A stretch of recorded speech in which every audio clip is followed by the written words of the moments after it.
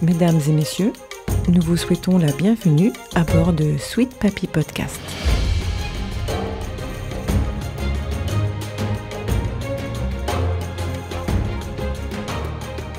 Attachez vos ceintures, nous avons mis plusieurs podcasteurs autour d'une table et le thème sera le voyage. Bonne écoute!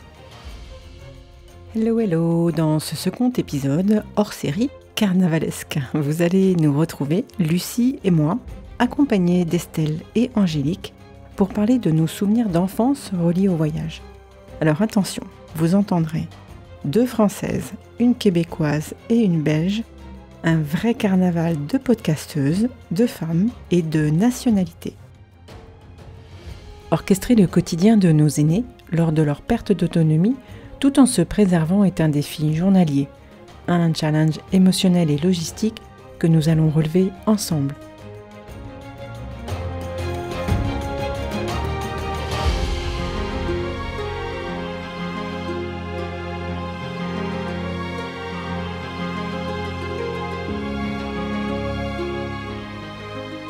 Bonjour tout le monde, bienvenue dans ce podcast complètement déjanté, spécial du carnaval. Écoutez, nous sommes quatre à vous faire un podcast dont le sujet va être le voyage. Mais avant de vous parler de voyage, j'aimerais que chacune d'entre elles se présente et présente son podcast et à qui ça s'adresse. Donc, si vous me le permettez, je vais commencer. Lucie Bouchard, mon podcast s'appelle « Fais voyager ton entreprise » et ce podcast s'adresse aux entrepreneurs qui aiment voyager. Sachez que vous pouvez me retrouver sur la chaîne YouTube du podcast « Fais voyager ton entreprise » pour pouvoir y mettre un like et ou vos commentaires afin que je puisse discuter avec vous.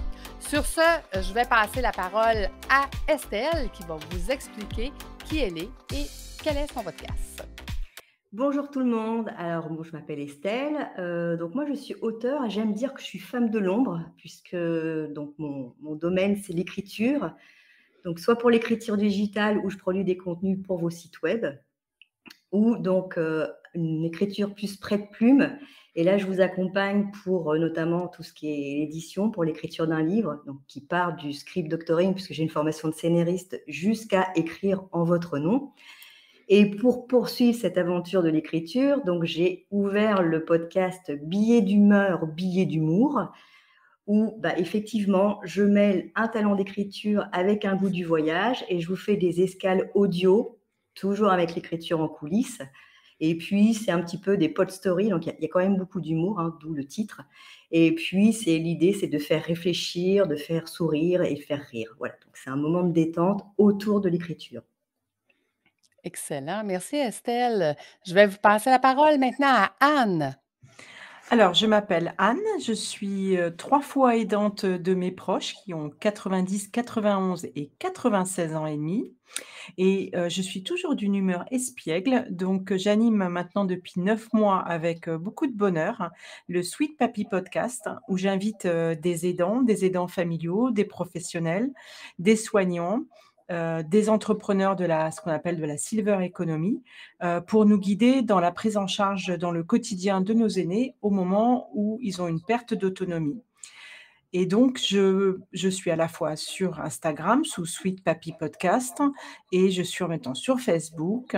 J'essaye d'être sur d'autres réseaux au fur et à mesure pour pouvoir créer une belle communauté parce qu'il y a vraiment beaucoup de positifs dans mon podcast et c'est à destination des générations d'hommes et femmes qui cherchent à accompagner leurs parents vers le bien vieillir.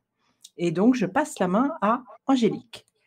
Merci. Bonjour, donc mon nom c'est Angélique Hennuy. Je suis coach canin, ça veut dire éducatrice comportementaliste pour les chiens. Ça fait 20 ans maintenant plus ou moins que je suis dans les chiens et ça fait 6 ans que c'est mon métier à temps plein. J'accompagne les chiens, des problèmes comportementaux, etc., mais aussi leurs humains, parce que je crois vraiment que le chien, c'est un animal miroir de l'humain et que les chiens n'arrivent pas par hasard dans nos vies, qui viennent faire travailler des choses en nous. Donc, je me suis également spécialisée en equi-coaching pour pouvoir accompagner les humains des chiens. Et voilà, j'ai créé il y a, je pense, plus ou moins 1 an, un centre qui s'appelle aujourd'hui MySuite, qui est un centre d'accompagnement pour humains et animaux. Et depuis aujourd'hui, en fait, pour moi, j'ai lancé mon podcast, La Voix qui a du chien. Et mon but avec ce podcast, c'est de partager mon expérience, de faire réfléchir les gens, d'un peu jeter dans les fourmilières des idées reçues, des vieux mythes, etc., pour rendre tout ça un peu plus moderne. Et je m'adresse surtout aux personnes qui ont envie d'accompagner leurs chiens, envie de leur apprendre à apprendre, envie de les accompagner sur un chemin différent, en étant prêts à se remettre en question et à comprendre qu'il y a plein de façons différentes de faire les choses. Excellent. Hey, merci les filles. Premièrement, merci d'avoir accepté mon invitation de faire ce podcast Carnaval. Ça sera une table ronde. Donc, moi, j'ai lancé un thème qui était le thème du voyage.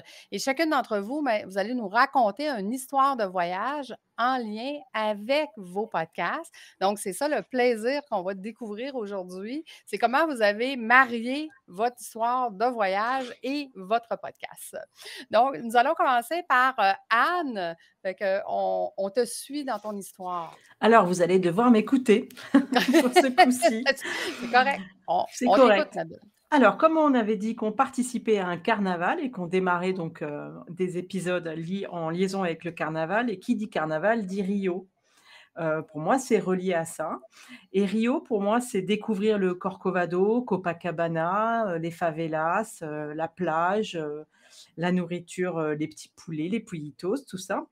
Et ben moi, j'ai connu tout ça quand j'étais toute petite, puisque mon sweet papy était pilote de ligne. Et donc, on est partis ensemble à Rio et on a fait un voyage père-fille intergénérationnel. Et donc, j'ai eu la chance de pouvoir voyager souvent avec lui et c'est pour ça que je lui ai rendu hommage aussi dans mon podcast. C'est que ça s'appelle Sweet Papy parce que c'était un papa extraordinaire et qu'il m'a emmenée un petit peu partout. Donc imaginez que j'ai pu partir voir, Disneyland, petite, voir Sequoia Park à Los Angeles, visiter, New York, Dakar, Bangkok, Montréal. J'y suis allée plusieurs fois avec lui. L'île Maurice, la Martinique, Mexico, enfin vraiment des tas d'endroits complètement différents pour lesquels j'étais hyper heureuse de me balader avec le capitaine, enfin le commandant de bord. Hein, c'était très classe parce qu'il était en uniforme, donc ça faisait vraiment, j'étais heureuse comme tout. Et puis, à chaque fois que je partais partout, j'avais l'impression qu'il parlait toutes les langues de tous les pays parce qu'il arrivait à discuter avec tout le monde. Donc ça, c'est quelque chose qui est resté très important pour moi. Et donc, il m'a emmenée souvent loin, toujours bienveillant et attentif à ce qu'on aille dans des endroits, un peu particuliers, un peu exceptionnels. Et je pourrais jamais autant le remercier, et je voudrais pouvoir le remercier encore même aujourd'hui pour cette ouverture sur le monde. Alors à l'époque où on partait en avion, quand j'étais petite avec lui, on mangeait du caviar. On buvait du champagne à volonté. Aujourd'hui, bon, tout ça, c'est terminé. Mais moi, au moins, j'ai connu ça. Moi, j'ai connu l'inverse, c'est-à-dire de décoller sur la cuvette des toilettes, hein, parce qu'il n'y avait plus assez de place dans l'avion. Donc, ça aussi, c'était assez, assez rigolo. Et puis, il faut savoir que j'étais pas particulièrement... j'avais le mal de l'air, donc je lui faisais un petit peu honte parce que quasiment à chaque fois qu'on prenait l'avion, mais j'étais malade. Donc voilà. Et puis, à part ça, le thème de voyager, même avec le Sweet Papy, c'est bien entendu un voyage père-fille, souvent, un voyage en famille. C'est ça qui était extraordinaire.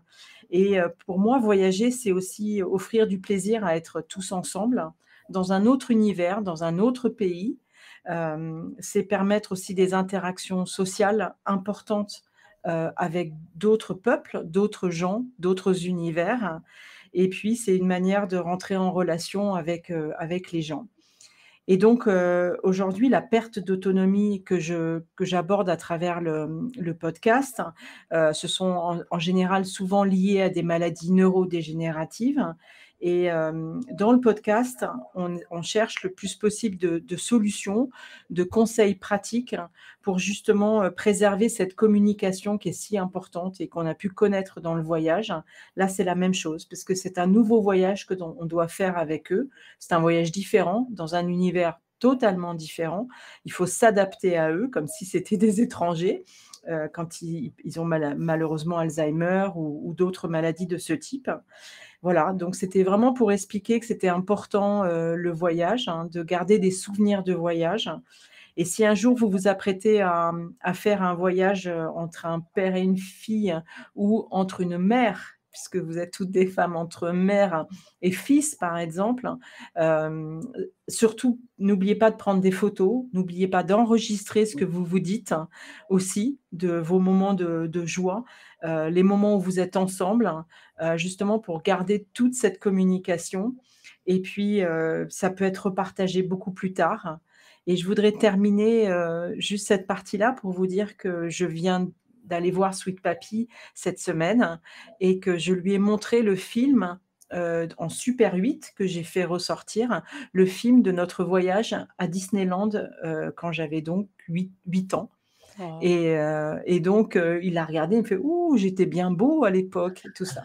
Voilà, et il était donc très heureux et très conscient d'avoir fait ce voyage-là. Donc surtout, n'hésitez surtout pas à bien enregistrer vos voyages, à bien enregistrer leur voix.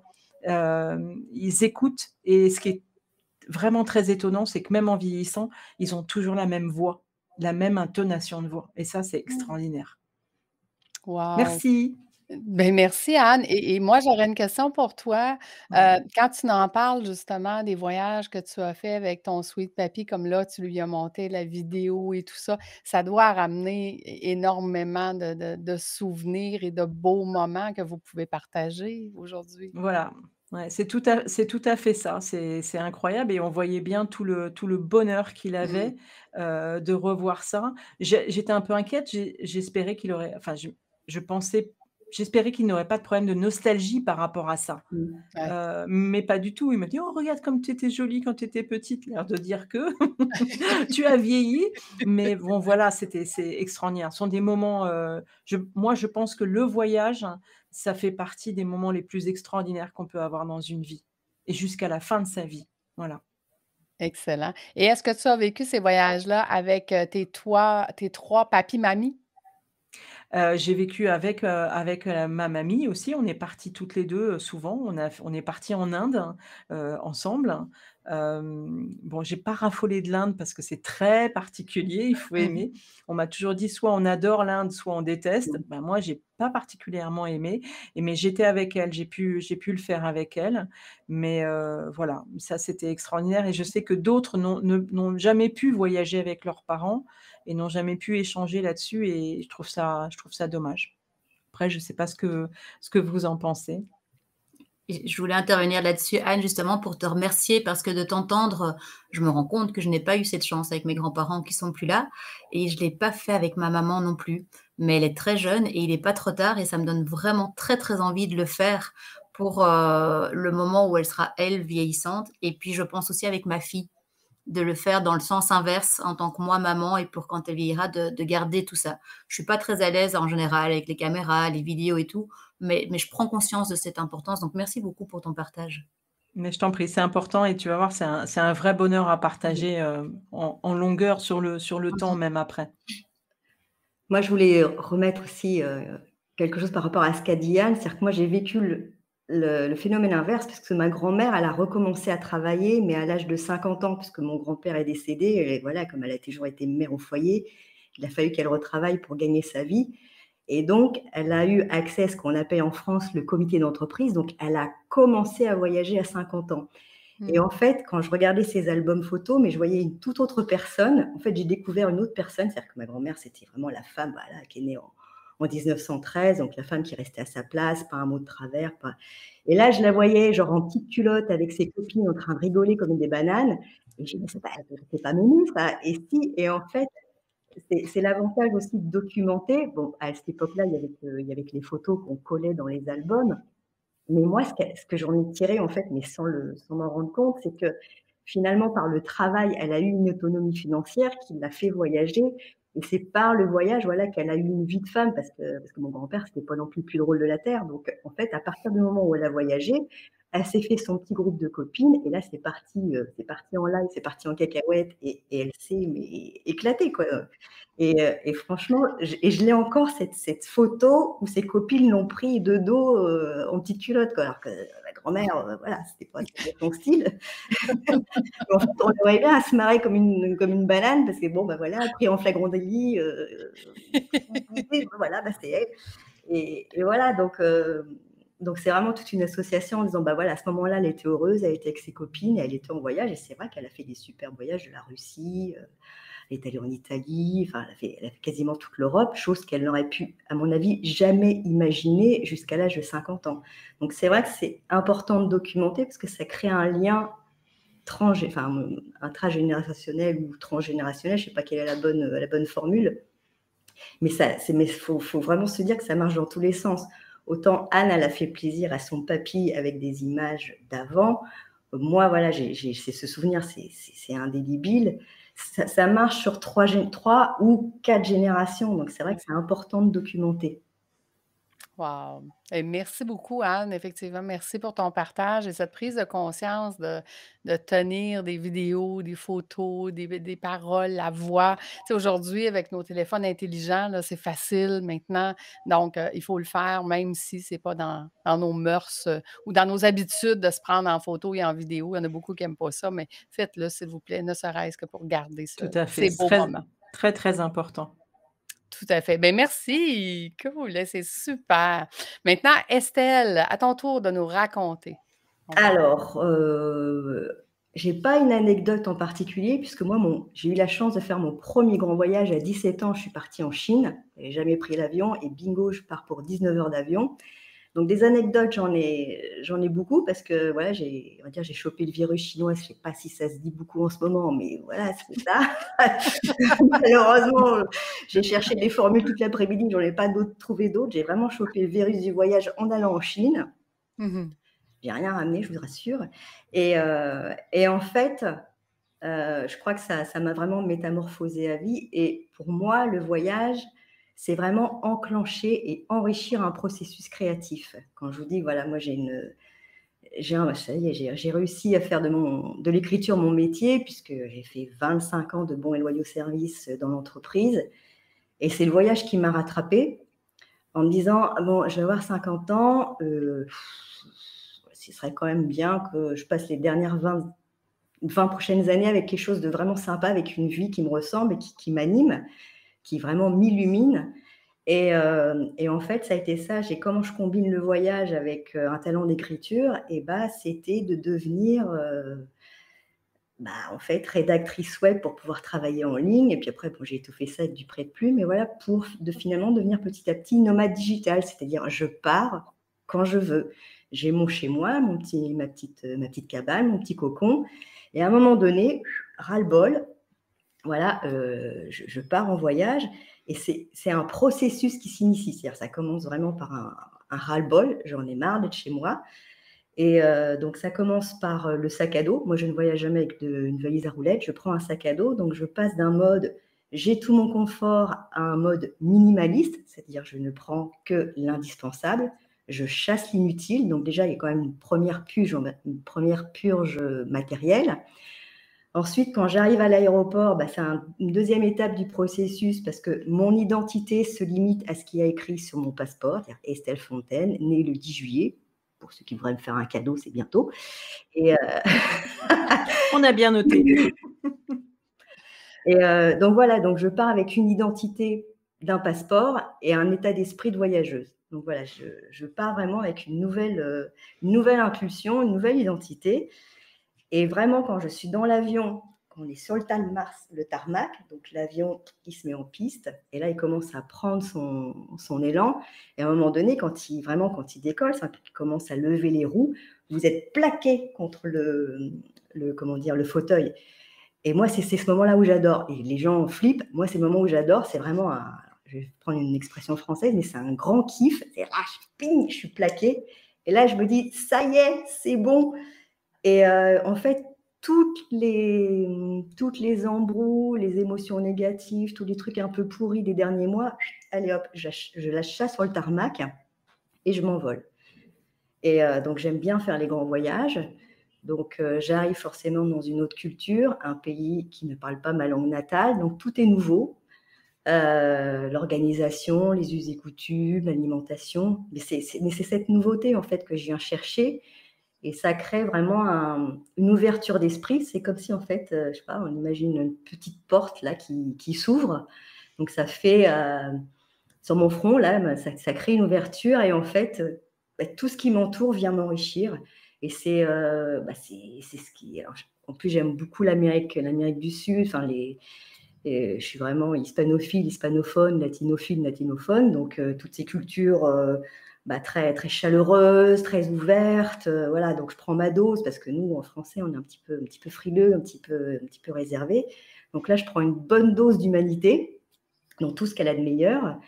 Et voilà. Et en fait, c'est le fait d'être en voyage, en escale, en découverte.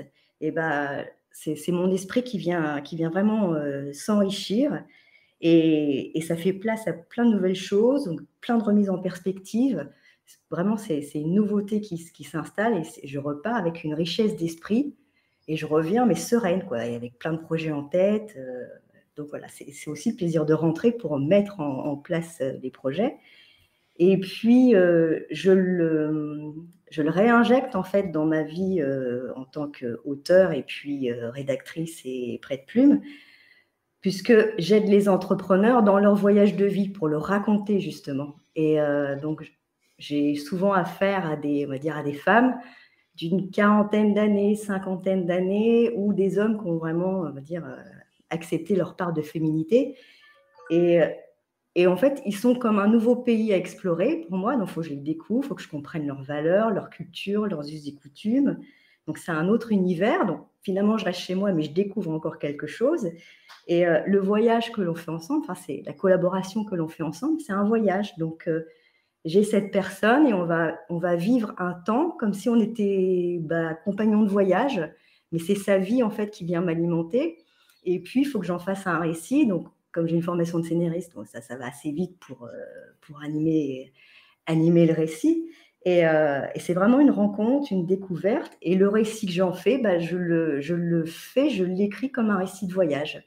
Donc cette personne-là, à un moment donné, soit elle a décidé de changer de vie pour telle raison, soit elle a une mission de vie et maintenant elle veut la mettre en œuvre, soit elle a des valeurs de partage. Et là où je rejoins Anne, c'est que moi, j'aime aussi beaucoup aider les gens pour faire leur récit de vie, parce que voilà, idéalement, là, je trouve que la femme, je prends une femme de 50 ans, en fait, elle est vraiment un relais témoin entre les parents vieillissants, donc là, les sweet papis, les sweet mamies, et voilà, on sait qu'ils vieillissent, même si c'est dur à accepter, on va dire qu'ils sont encore une relative autonomie intellectuelle, surtout. Et elle est au milieu entre ses parents vieillissants ou des ados ou jeunes adultes. Et donc voilà, il faut faire le passage de relais et c'est ce récit qui pour moi est important, dans ce que aussi expliquait Anne, pour laisser une trace. Voilà. Absolument. Wow, Estelle. Écoute, moi, j'ai une question, ça m'amène une question. Quand tu parles de voyage, est-ce qu'on parle d'un voyage de 2 semaines ou de 2 mois? On est plutôt sur 2 mois. Si tu as une petite remise en question, tu peux partir un long week-end. Mais franchement, pour avoir testé la formule, je dirais en fait la première semaine, tu commences à quitter ton armure, on va dire. La deuxième semaine, tu commences à être à l'aise. Pas forcément qu'à cause du burrito, hein, mais voilà, tu as une certaine aisance.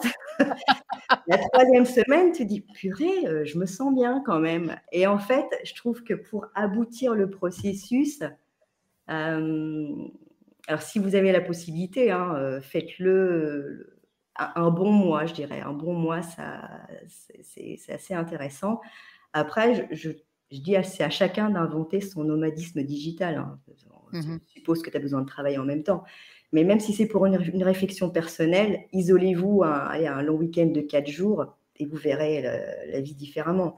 Si vous êtes dans le nord, vous allez dans le sud. Si vous êtes dans le sud, vous allez dans le nord. Choisissez vraiment vos extrêmes. Et comme voilà, il n'y aura plus de repères, et vous lâcherez justement ces fameux lâcher prise dont tout le monde parle. Il faut aller ailleurs pour lâcher, sinon vous gardez tout. C'est super intéressant ce que tu dis, Estelle, parce que je reviens sur le terme des étapes du voyage quand tu pars sur une certaine période et les sensations que ça peut te faire au fur et à mesure des jours que tu t'éloignes de ton quotidien Mmh. habituel et ça, c'est vrai que plus c'est long, moi je suis il m'est arrivé de partir 2 mois aussi et plus c'est long et plus tu sens que tu te détaches de plus en plus et qu'à un moment tu te dis: «Mais je serais incapable de revenir, de revenir normalement». Et c'est là que tu sens que le voyage est extraordinaire. Ah, j'ajoute aussi, c'est que tu reviens pas normalement, en fait. C'est le fait de faut voir ça comme une purge. Alors il y en a qui font souvent des métaphores avec l'oignon, on enlève les plures, mais c'est vraiment tu enlèves tout le superflu parce que tu te rends compte que tu t'encombres de plein de choses, pas forcément utiles et en fait, quand tu reviens qu'avec ton essence. C'est vrai et c'est là où pour savoir, qui tu es, enfin, qu'est-ce que tu veux vraiment être, ce que tu veux vouloir transmettre, donc ça te ramène à ton être à toi, donc c'est une redécouverte ou une découverte, parce que quelquefois, dans ce coup, tu peux avoir des changements de vie si tu as besoin. Après, c'est chacun ses incidents de vie, ses accidents de vie, et le voyage peut le réparer. Mais de toute façon, ça va te ramener à ton essence. Et par rapport voilà, la thématique de Anne, c'est vrai enfin, quand elle me parle, moi, ça me parle énormément. En plus, moi, j'ai eu des grands-mères Alzheimer, donc moi, elles sont parties avec tout, en fait. Et j'ai pas eu le temps parce qu'elles sont parties, j'étais adolescente.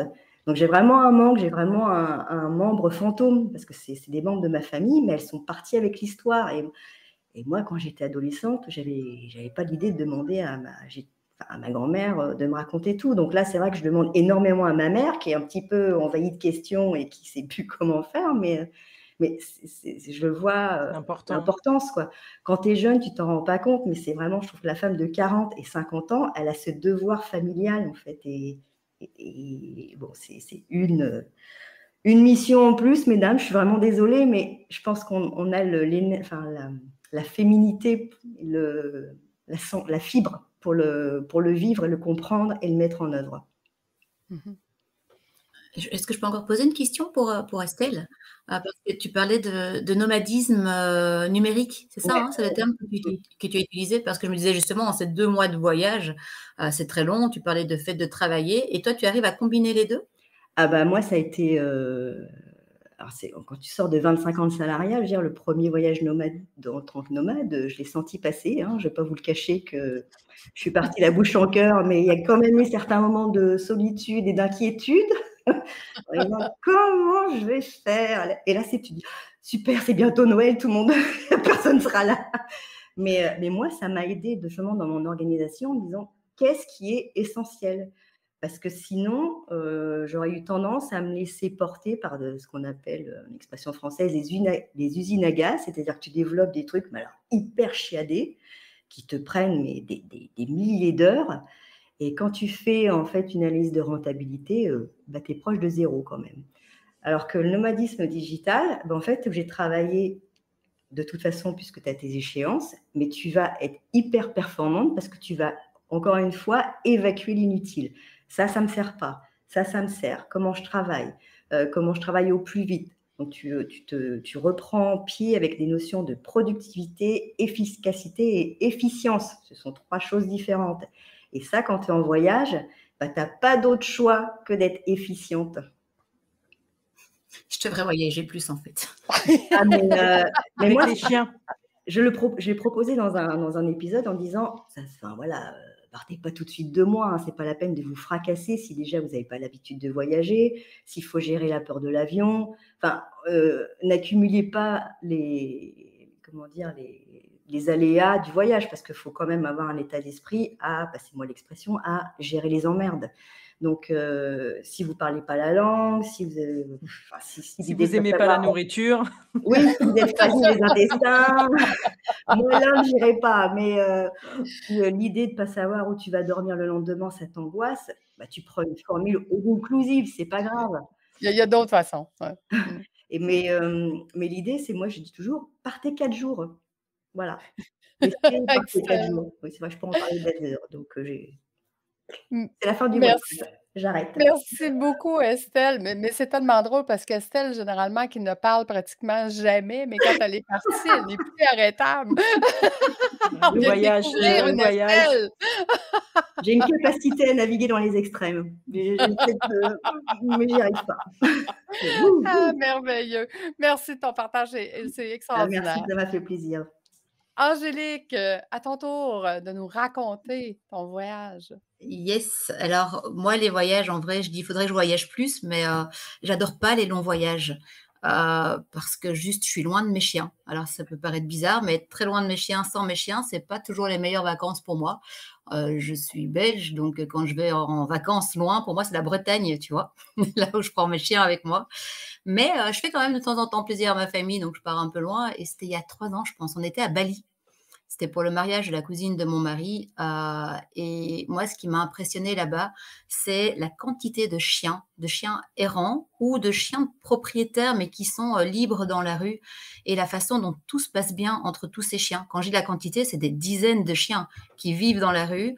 Alors ils sont nourris, plus ou moins, ils sont pas très en très bonne santé et cetera, mais ils s'autogèrent entre eux. C'est vraiment des groupes sociaux et j'ai pas vu de bagarre, j'ai pas vu de chiens surexcités, j'ai pas vu, de chiens agressifs. J'ai juste vu des chiens qui avaient l'air, cool, en fait et moi, ça m'a vraiment interpellée par rapport à nos chiens en Occident, nos chiens dans nos sociétés où, ben, moi, c'est mon job, hein, de m'occuper des chiens qui ont des problèmes de comportement, des chiens, je ne veux pas utiliser de terme humain pour eux, mais névrosés dans le sens où qui savent pas gérer leurs émotions, qui deviennent surexcités quand ils voient un autre chien, dont on sait rien faire ou ce genre de choses et je me suis vraiment posé la question de savoir, mais quelle est la différence entre ces chiens là-bas dont les voilà, la santé n'est pas bonne, il n'y a pas spécialement d'humains qui s'en occupent et cetera et pourtant ils avaient l'air bien plus épanouis que la majorité des chiens que je croise chez nous.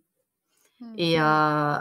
la réponse une des réponses par rapport à ces chiens errants, bah, c'est le fait qu'il y ait pas d'humains qui s'occupent d'eux et qui les court-circuitent. Oui. Et ça peut paraître un peu triste, hein, comme constat, mais à quel point l'humain a tendance à vouloir humaniser le chien. Pourtant, je suis la première à dormir avec les chiens dans mon lit, donc voilà, c'est loin d'être une critique et je dis ça en toute bienveillance.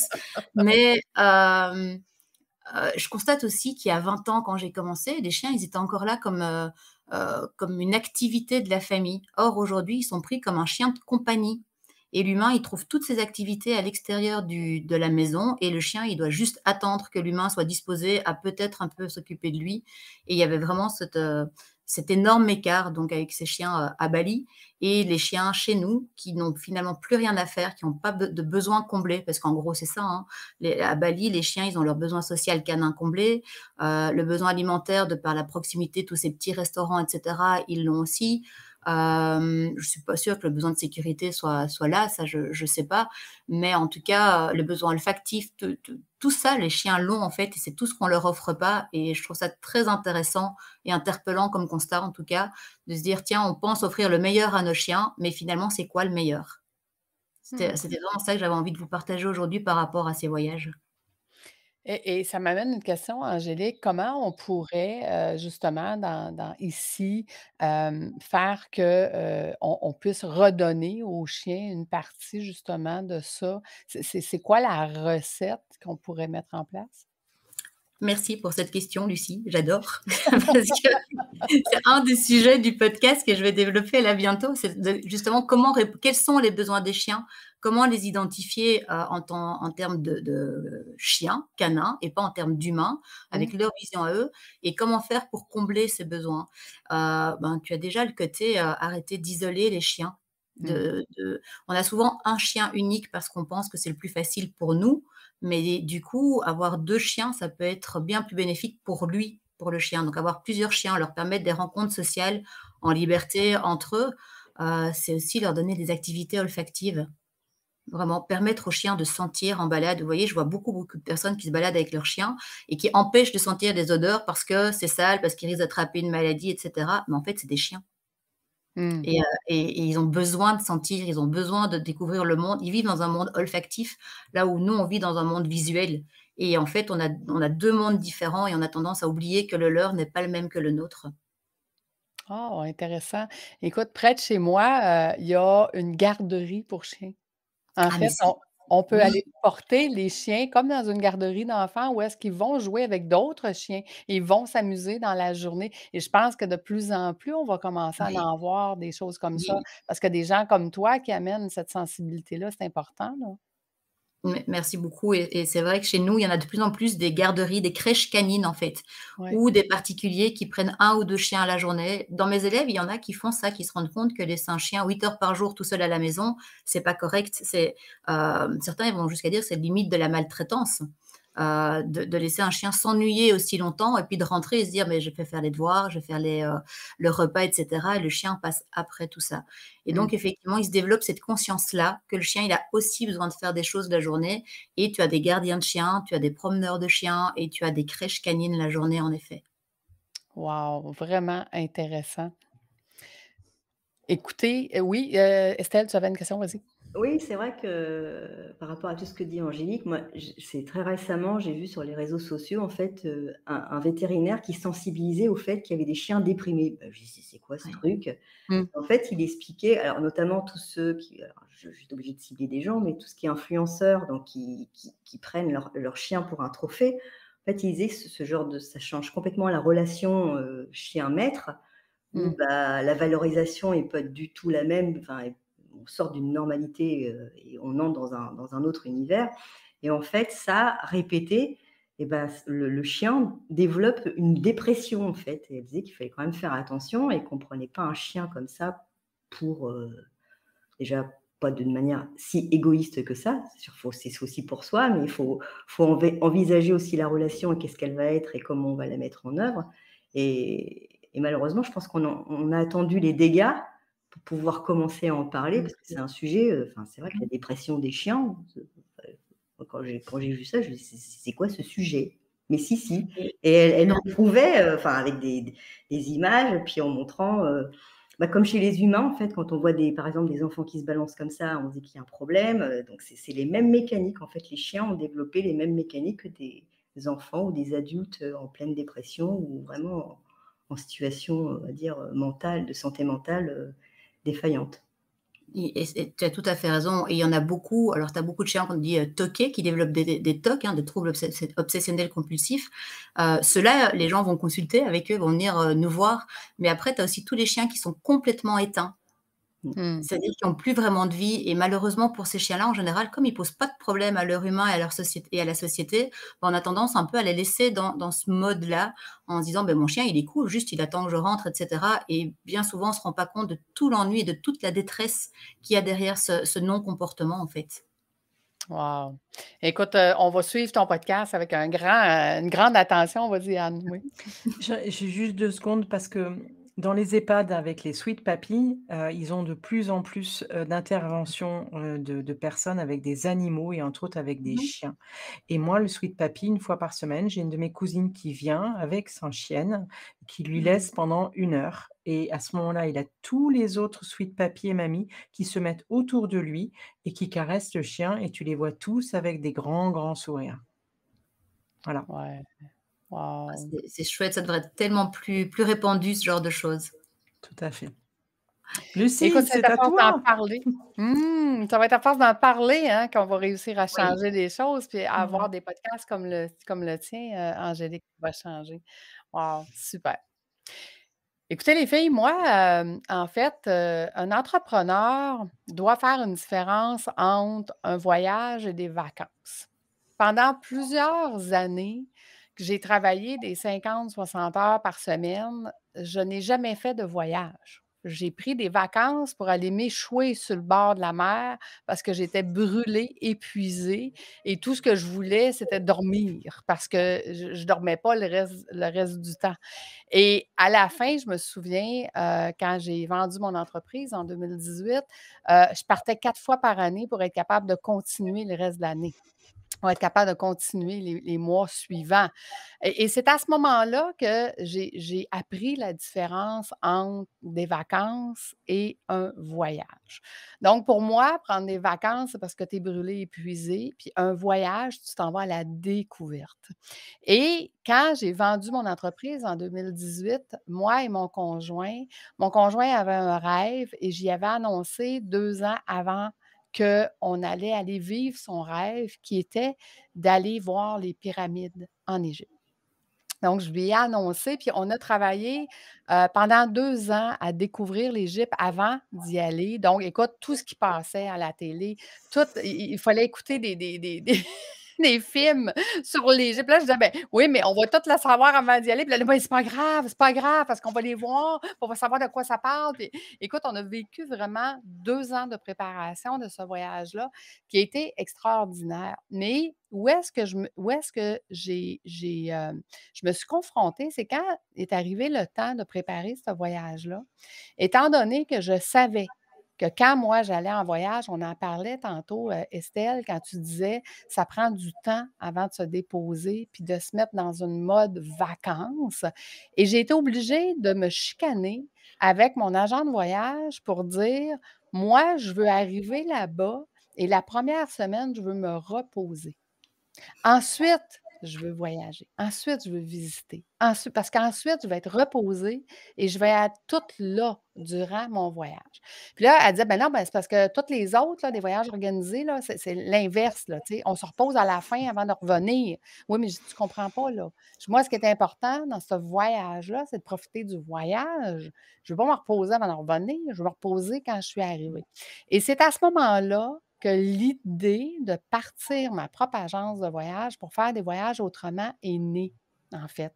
Et c'est ce qui a amené à créer mon agence de voyage, Voyage des Ultimes, parce que je me disais, je sais qu'est-ce que mes entrepreneurs ont besoin de vacances autrement. C'est pas vrai qu'on arrive là-bas puis qu'on est en pleine forme pour voyager quand on est brûlé, puis on est fatigué, puis que là, on a les enfants, puis ça, tu sais, que tout le monde est énervé, tout le monde est. Fait on a pris le temps de se déposer, on a pris le temps de se reposer, puis ensuite, on a visité l'Égypte. Écoutez, le, le, je vous laisse le souhait de vous-même pouvoir découvrir l'Égypte un jour. À mon avis, c'est ce qu'on a de plus beau sur Terre en ce moment. Parce qu'on est tellement petit à côté d'un temple immense qui a été créé par des hommes. On est tellement petit par rapport à tout ce qui a été construit par rapport aux pyramides, par rapport. Moi, là, c'est inexplicable. Même si je regarde, puis aujourd'hui, on vit encore ce voyage-là. J'ai acheté un cadre où est-ce que les photos tournent. Les photos, ils sont juste à côté. On a 5-6 marches pour monter entre mon salon et ma cuisine. Puis le cadre de photos, il est là. Et moi et mon conjoint, pratiquement tous les fois qu'on doit monter les marches, on s'arrête, puis on regarde les photos qui sont en train de tourner pour se rappeler les moments qu'on a passés là-bas, tellement que ça a été un voyage extraordinaire. Donc, moi, ce que je dis aux gens, je ne veux pas vous raconter ce que j'ai vécu là-bas. Je vous souhaite de vivre le voyage que j'ai vécu là-bas parce que c'était vraiment extraordinaire. Il y a des choses que j'ai faites que je ne referai plus jamais. Là, tu disais, Estelle, tu pars avec un sac à dos. Nous, on est partis avec une petite valise, une grosse valise chacun et une valise extra pour ramener des cadeaux. Et voyager avec 5 valises à 2, là, ça, je ne le ferai plus jamais. OK? T'as compris?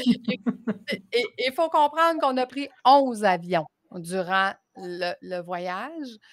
Donc, traîner 5 valises dans 11 avions, puis des fois, il fallait courir entre 2 avions parce que, bon, il y avait des interconnexions, puis on était toujours serrés dans le temps. Donc, j'ai appris beaucoup durant ce voyage-là, mais j'ai appris aussi qu'il fallait faire les choses autrement. Et aujourd'hui, c'est pour ça que j'accompagne mes entrepreneurs à vivre une expérience dans leur voyage. Exemple, tu sais, si je m'en vais, puis je l'ai vécu avec vous, les filles, puis merci à Paris, Anne, qui a été mon guide extraordinaire à Paris. Puis là, quand on se promenait à Paris, je me disais, ici, on pourrait louer des petites trottinettes pendant 1 heure puis visiter Paris avec des trottinettes. J'ai dit, bien, ça, c'est quelque chose que tu vois, on the spot, je rajouterais dans un voyage client. À un autre endroit, on pouvait louer un petit kart pendant 1 heure, on pouvait se promener en kart. Je disais, ça, dans un voyage client, il me semble que je rajouterais ça Tuk-tuk. dans le voyage. Donc, tu sais, sur le moment présent, qu'est-ce que je peux faire pour vivre une expérience? Et moi, c'est ça que je veux créer dans les voyages que je vais accompagner. Dire, bien, est-ce qu'on peut, on the spot, décider qu'on va faire quelque chose, puis que ça va être quelque chose de différent, et quand on va revenir, tout le monde va dire, wow, j'ai vécu un moment spécial. Et ça, pour moi, c'est ça, un voyage. Donc, voilà. Fait que, écoutez, c'est ce qui met fin à nos histoires. Donc, merci beaucoup. Oui, Angélique? Excuse-moi, avant de clôturer, je voudrais juste te remercier et te dire que ça fait vraiment écho en moi ce que tu dis et que j'aimerais beaucoup, je pense, voyager avec toi dans ce genre de voyage parce que j'ai fait un voyage en Égypte pour le coup l'année passée, un voyage avec les dauphins, tu vois, sur un bateau, etc.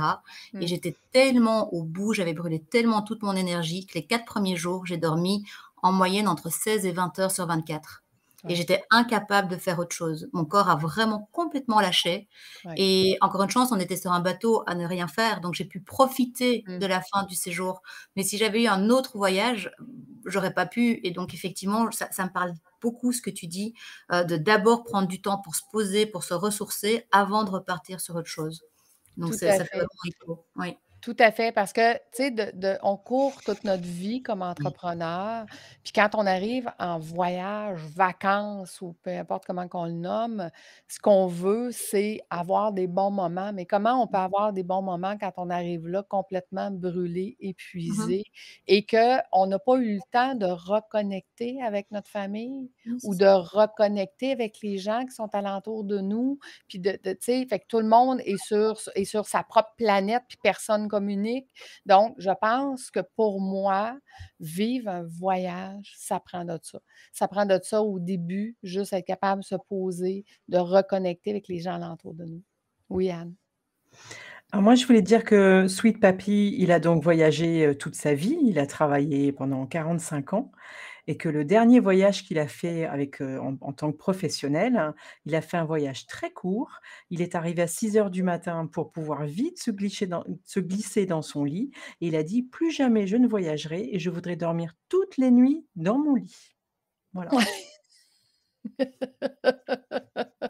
Et c'est ce qu'il fait Donc, aujourd'hui, hein. Depuis 30 ans, même plus, il n'est pas parti en voyage et il dort dans son lit. Il en est très heureux. Tu vois, comme ça prend un quoi, hein. équilibre, hein?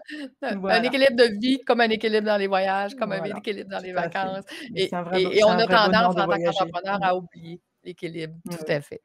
Tout à fait. Écoutez, j'aimerais ça que rapidement vous rappeliez le nom de vos podcasts, les filles, s'il vous plaît. Donc, les gens peuvent vous retrouver. Anne, Sur Sweet Papy Podcast, tout court. excellent. Estelle, Billet d'humeur, billet d'humour. super. Angélique, La voix qui a du chien. et Lucie, mon propre podcast Fais voyager ton entreprise.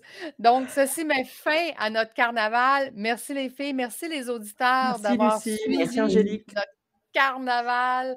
Et nous, on se donne rendez-vous dans chacun de nos podcasts. Donc, à bientôt tout le monde. Merci, merci. Ciao. Ciao.